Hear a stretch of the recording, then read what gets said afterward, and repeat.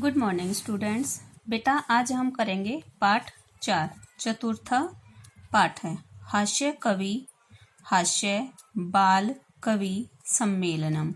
हास्य माने हास्य जो हंसाती हैं, बाल कवि बालकों का, कवि सम्मेलन बच्चों के लिए जो हास्य कवि सम्मेलन है उसके बारे में इस पाठ में बताया गया है।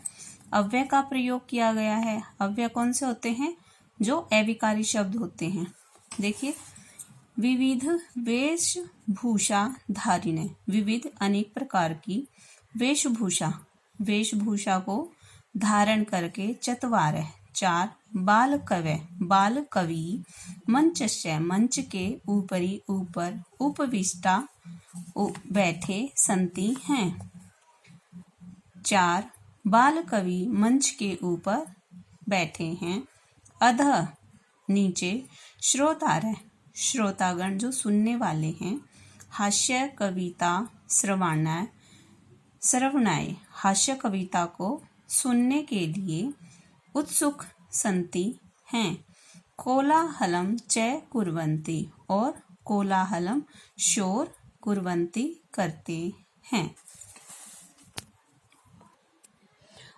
संचालक बोलता है, जो इस बाल कवि सम्मेलन को संचालित कर रहा है वह कहता है, अलम कोलाहलेन, अलम माने मत करो, कोलाहलेन शोर मत करो, अद्य आज, परम परंतु, हर्षस्य, परम यहाँ बहुत, आज बहुत ही हर्षस्य खुशी का अवसर है, यत की अस्मिन् कवि सम्मेलने, हमारे कवि सम्मेलन में काव्य हंतार, काव्यों की हत्या करने वाले, काल यापकाश और समय का विनाश करने वाले, भारतस्य भारत के, हास्य कवि धुरंधर श्रेष्ठ हास्य कवि समागताः आए हुए हैं। एहि आओ करतल ध्वनिना तालियों के साथ, वयम हम सभी, एतेषाम इन सब का स्वागतम कुर्मः स्वागत करें। गजाधर बोलता है, गजाधर इसमें एक बाल कवि है, वह कहता है, सर्वेभ्यो रसिकेभ्यो नमो नमः, सर्वेभ्यो सभी रसिकों को मेरा नमो नमः नमस्कार।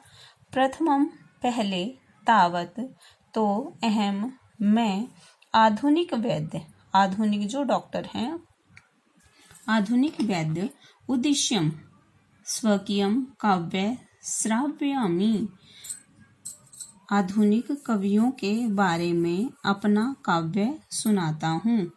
वैद्यराज, हे वैद्यराज, नमस्तुभ्यम, नमस्तुभ्यम का मतलब है नमस्कार। यमराज सहोदर, यमराज सहोदर, हे यमराज के सगे भाई। यमस्तु हरति, यम तो प्राणान प्राणों का हरण करते हैं। वैद्य प्राणान धनानि च, प्राण और धन दोनों का हरण करते हैं।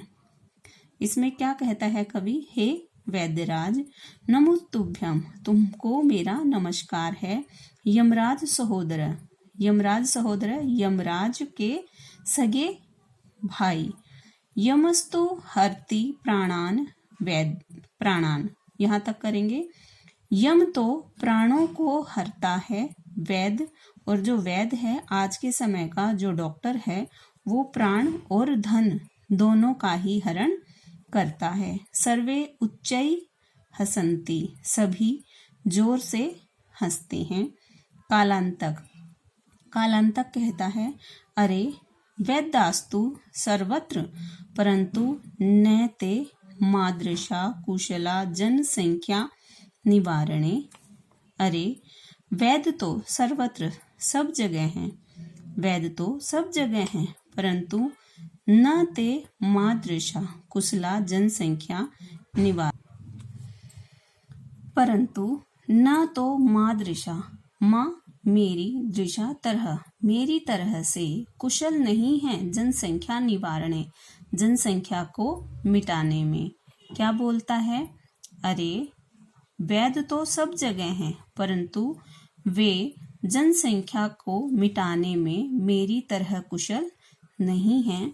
मम अपि काव्यम, मेरा भी काव्य इदम श्रवणन्तु भवन्तः, मेरा भी काव्य आप लोग सुनिए। चिताम प्रज्वलिताम दृष्ट्वा, जलती हुई, प्रज्वलिताम जलती हुई चिता को देखकर वैद्य, जो आधुनिक डॉक्टर हैं, विस्मयागतः, हैरानी में आ जाते हैं। जलती हुई चिता को देखकर वैद्य हैरान हो जाता है। न अहम, न मैं, गतो गया, न तो मैं गया, न मैं भ्राता, न ही मेरा भाई। उसका भाई कौन है? यमराज। न तो मैं गया, न मेरा भाई। कशेद हस्त लाघवम, यह किसके हाथ की सफाई? क्या बोलता है कवि? कवि कहता है कि जलती हुई चिता को देखकर वैद्य हैरान हो जाता है कि न तो वैद्य गया उस व्यक्ति के पास जिसकी मृत्यु हुई है, न तो उसके पास मैं गया हूँ, और न ही मेरा भाई यमराज गया है। फिर इसकी हत्या किसने की? मतलब यह किसके हाथ की सफाई? इसको लिखेंगे कैसे? जलती हुई चिता को देखकर वैद्य हैरान हो जाता है। वह कहता है कि न तो मैं गया, न मेरा भाई, फिर यह किसके हाथ की सफाई? सर्वे पुनः हसंती, सभी दोबारा से हंसते हैं। अब तुंदिल बोलता है। तुंदिल जिसकी तोंद बाहर होती है, तोंद का मतलब है पेट।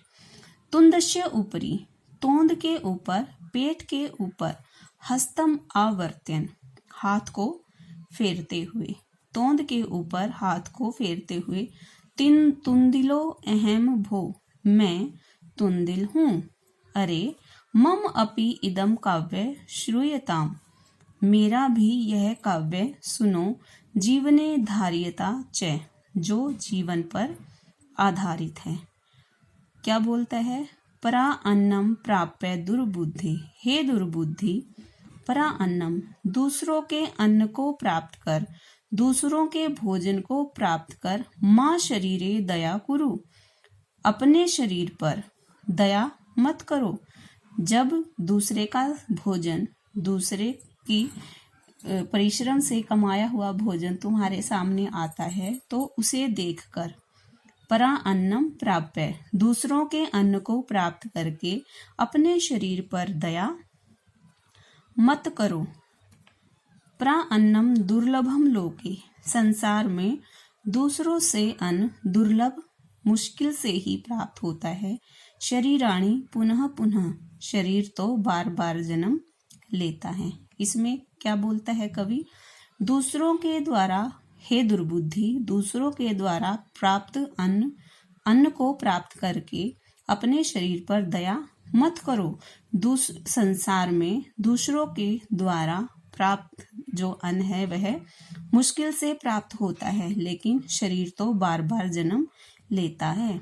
सर्वे पुनः, सभी दोबारा से, अट्टहासम कुर्वन्ति, अट्ठास मतलब जोर से हंसते हुए। चार्वाक, अब चार्वाक बोलता है। आम आम, हाँ हाँ, शरीरस्य पोषणम सर्वदा उचितमेव, शरीर का पोषण हमेशा उचित ही है।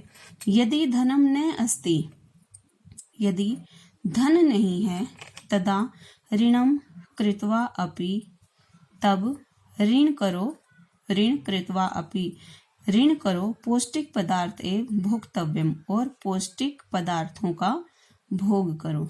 चार्वाक क्या बोलता है? हाँ हाँ, तुंदिल की बात से यह सहमत है। हाँ हाँ, शरीर का पोषण सभी के लिए उचित है। यदि धन नहीं है तब ऋण करो, लेकिन पौष्टिक पदार्थ को भोगो, पौष्टिक पदार्थ का सेवन अवश्य करो।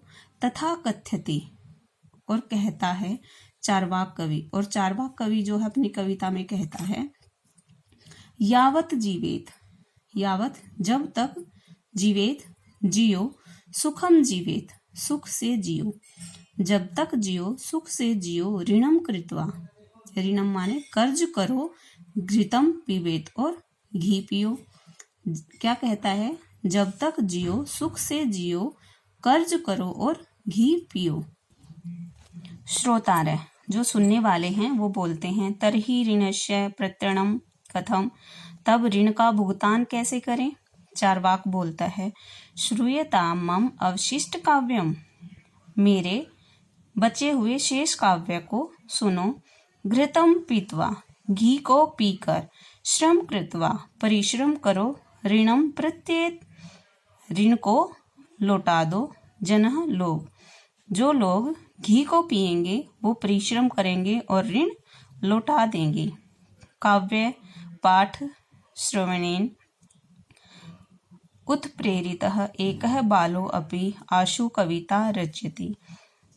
काव्य पाठ श्रवणेन, काव्य के पाठ से प्रेरणा पाया हुआ एक बालक भी आशु कविता अपनी कविता रचता है और हास्यपूर्वक च श्राव्यति, और हंसते हुए सुनाता है।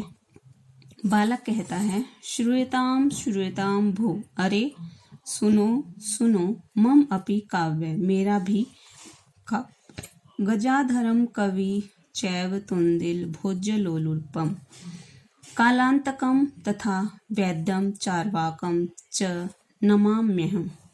बच्चा क्या बोलता है? गजाधर कवि को और तुंदिल जो भोजन का लोभी है, कालांतक कवि को और वैद्य को, इन और चार्वाक को, सभी को मेरा नमस्कार है। उनकी कविताओं को सुनकर बालक कहता है कि गजाधर कवि